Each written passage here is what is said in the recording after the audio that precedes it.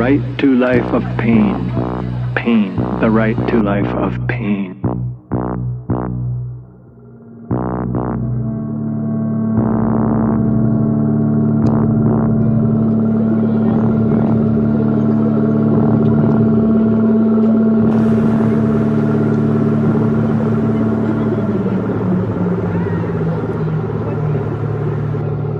Welcome to Lohbado channel. Decided to do a talking video, a vlog about getting sick with a virus. Yesterday I went to my wonderful family doctor and he said it's a strep throat. About 10 days ago, the back of my throat burning, the tonsil turned red like ketchup and swelled right up, swelled way up and burned the sides, the edges of the throat were like pillows, like really red pillows. Everything was red. The whole inside of the mouth looked like a pepperoni pizza with mushrooms on it, little red dots and stripes. It was brutal. And to give you an idea, at the peak I had 2 nights of absolute impossibility to sleep, super pain. I couldn't lie down, could hardly swallow. I could only swallow a teaspoon of water at a time. When basically what would happen is I gulped down some water from my bottle, just took a glass of water normally, and half the water went through the roof of my mouth and out my nostrils. Some went out the edge of my mouth, and I was coughing like choking.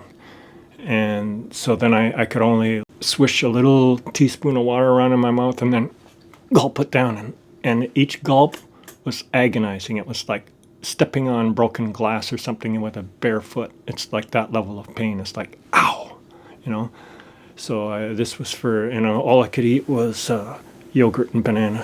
And I had some blueberries and earth cherries. And then after a few days, I could sort of eat soft food like oatmeal, and I thought it was never going to stop, so I went online and booked the minor emergency on the health site here in Montreal. So I had to wait another 3 days to see a doctor, and then finally I saw the doctor, and he gave me these penicillin pills. I guess it's in the kitchen cabinet. Oh yeah, right here, these. So I take, it's called amoxicillin. Amoxicillin. It says take 1 capsule 3 times daily for 7 days. Also, I couldn't talk. I was like, I was lying there and I wanted to do a video to try to take my mind off things, but I didn't do very much. I could only do a very small amount and then I'd be exhausted and have to go and lie down. So I just out of the blue, I said, the right to life of pain. A few days later, when I was editing the video clip, I thought, wait a minute, what the heck is this all about? Pain cannot exist independently of a situation. The person experiencing pain, the cause of pain. Can pain have a life independent of the person or situation in which the pain occurs? It's absurd.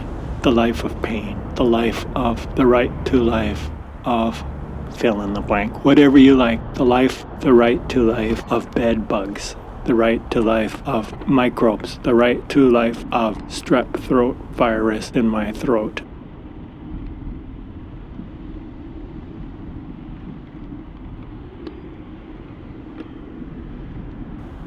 It's a slogan.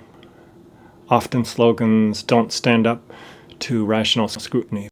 Slogans can create a separation between a person and the rest of humanity. In other words, a person could fall in love with their slogan or their religious ideal or any kind of code of life which would block them from relating to individuals and their suffering and their pain, and which could result in sadistic and cruel behavior. The slogan could be a way of blocking you from feeling compassion and empathy for the person who's suffering, because you just throw a slogan at them and then you don't.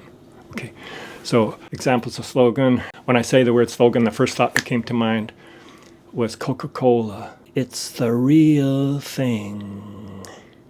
Coca-Cola. And that was the jingle, the main line, and then you fill in the blank, whatever else. It's the real thing. Coke is in the back, whatever. And the beautiful advertisements, some beautiful people, nice scenery. There's even one with a whole choir singing it, like this emotional gush. Oh, the other one is Things Go Better with Coke. Things go better with Coke. Coca-Cola. And then there are other slogans like, because you're, Johnny Cash's song, because you're mine, I walk the line. It doesn't, okay, I don't want to. And of course, a contemporary slogan, again, I don't want to open a can of worms, but it's like, make America great again. What exactly does that mean? I'm not going to say any more, or I'll try not to. I'm trying to keep the brakes on to not get myself into a can of worms here. Make America great again. A call to join a club, to join a cause, to join an ideal. It's an emotional gush, a group feeling, like a rally where you get a whole bunch of people together and this collective crowd. Like when the Beatles come on and everybody started screaming back in 63, 64. The Beatles, oh, she loves you, yeah, yeah, yeah. And or the Nuremberg rallies where they'd have the Wagner music. Da, da, da, da, da, da, da, da, da, da, da, da, da. The great master race will conquer the planet. The great white northern race is the superior race, and we will rid the world of all inferior races and all sickness. We will not tolerate mentally ill people or homosexuals or gypsies. We will get, okay. That it kind of makes you feel like you're belonging when you say, make America great. Well, you feel like a sense of patriotism. You feel it in your heart. It's like an evangelical feeling at some revival meeting, religious revival meeting, where you call the Spirit of the Lord in you. And you feel, I do believe. I do believe. What do you believe?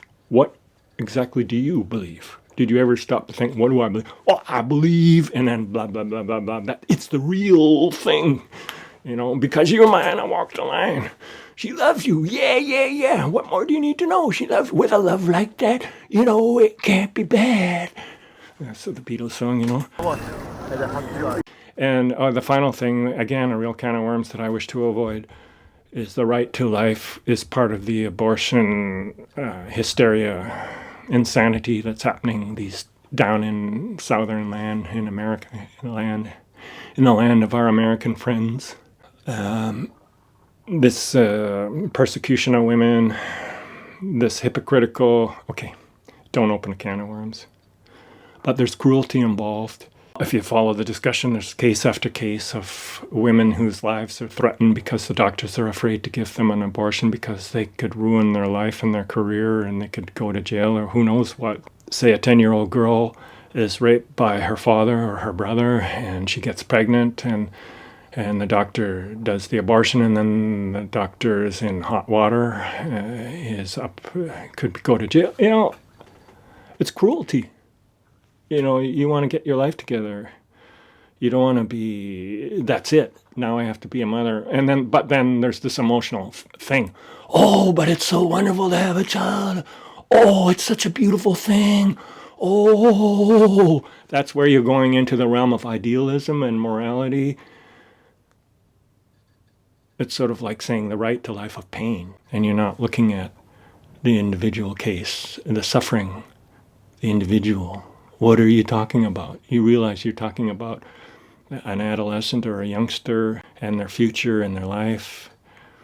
And you're getting these irrational ideas about a fetus, a fetus.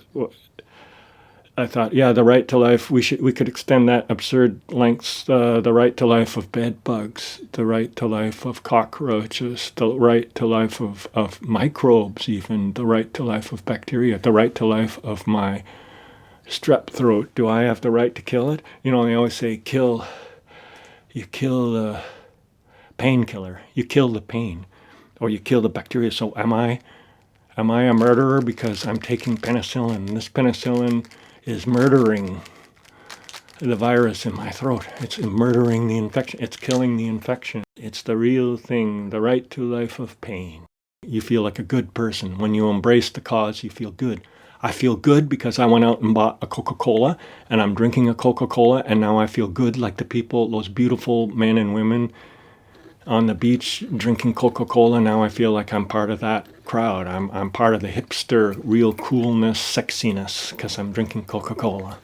Join the club, emotional appeal, emotional high, a sense of feeling virtuous, feeling like you belong, feeling worthwhile. If you turn this into a dogma and become a fanatic, it can manifest as cruel behavior.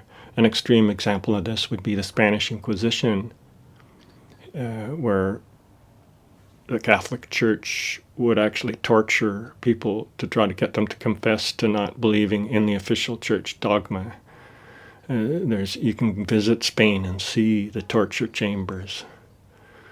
It's just unbelievable that, or to block empathy, You could block empathy for the young woman who got pregnant. She was raped and she got pregnant, and you get on your moral high horse. But life is so sacred. It's so beautiful to be a mother. Yeah, but do you know what it's like? Up here in Northern Land, I'm proud to say, in Northern Land in Canada, there's no discussion. You want an abortion, go get your abortion. No one's going to bother you about it. It's just, other than, it's not something you talk about, because in every crowd there's a fanatic who's embraced a slogan and who has no compassion or empathy. So it's all about looking at the individual and the individual case. And slogans aren't interested in the individual case. They are interested in the mass rally, the rally to generate this fervor. And then that's where you get your mob justice, your lynchings, and your racism, and we are the chosen one. We are the superior ones, and though they are the ones that are threatening us. It's all these people that are they're moving in on us, and we got to protect ourselves. We got to protect ourselves against the zombies and the people with guns, and et cetera, et cetera. Stop right there. So that's it. A wrong rambling thing. The first day I actually starting to feel halfway as human after 10 days of strep throat. Have a wonderful day.